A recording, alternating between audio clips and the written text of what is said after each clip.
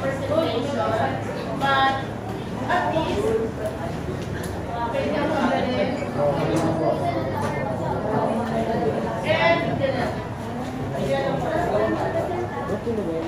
And for our summary,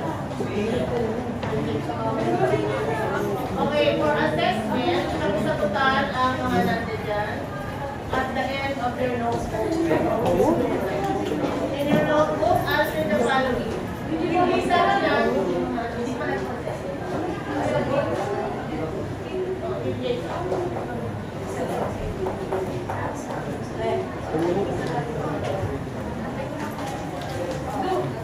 Okay, answer the following. 1 to 5. Pakibasa. For number 1, Aguilar, pakibasa.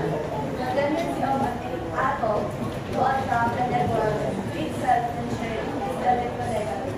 Okay. What's your answer? Okay, pakisulat ng answer on your notebook. Sulat lang sa sequel. For number 2, pakibasa. Number 2.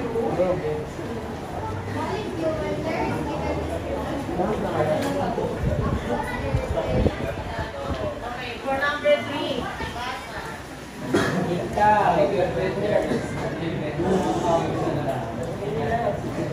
And then for number 4, basa.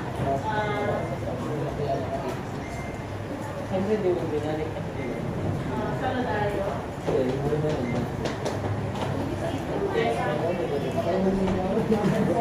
Measure of net polarity is a molecule going from lower electronegativity to higher electronegativity. And for number 5, basa, Rachel Mame.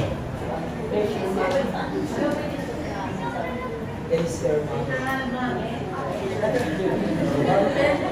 Nagmamadali na ako.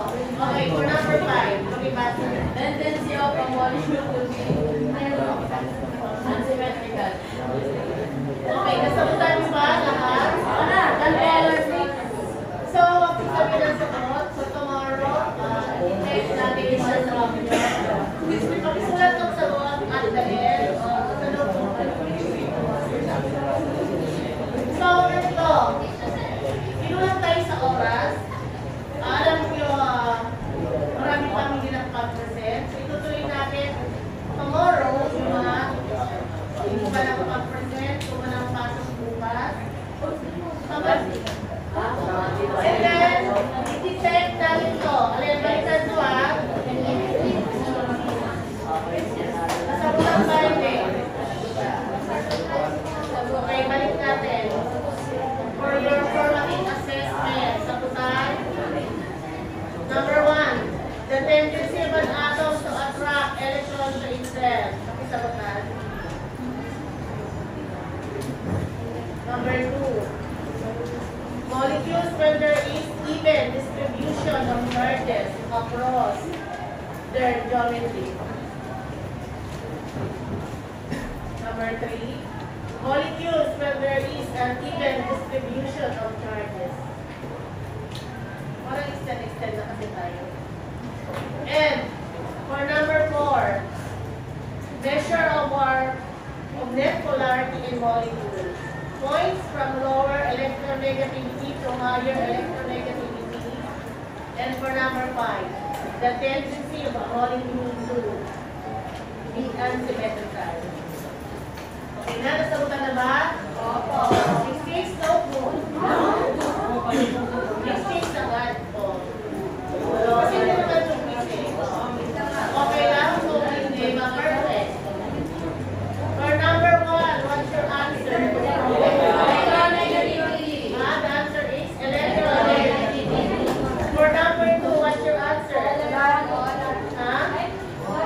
When there is even distribution, non-polar molecule. Number 3, when there is uneven, polar molecule. For number 5, for number 4, measure of net polarity is dipole moment. And for number 5, tendency of a molecule to be unsymmetrical polarity. Sino ang nakakuha ng 5? Ay, what's your assignment? Study the next module na i-send ko sa GC.